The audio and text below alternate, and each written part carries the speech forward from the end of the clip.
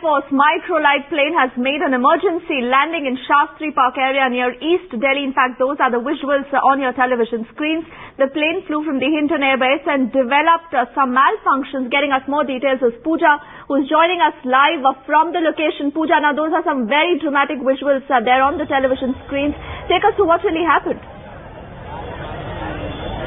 Well, certainly very dramatic visuals there, and this is the microlight two-seater plane of the Indian Air Force. In fact, the plane is from the NCC, the National Cadet Corps wing of the Indian Air Force, and what we are being told is that around 10:45 a.m. is when the routine sortie took off from the Hinton base, and in about 15 to 20 minutes is when they felt that there was a certain technical snag, and therefore they decided to make an emergency landing. And while emergency landing is the term that is being used, but I think a more appropriate word at this juncture after receiving the information here from ground is that it was more of a precautionary landing that the pilots decided to take. Now, the pilots are not speaking on record, but what we are being told is that in the engine there was they saw a red signal beep, and that is when the pilots got alerted and immediately decided to make that landing. But let me just show you the area in which the pilots decided to make this very crucial landing. This is a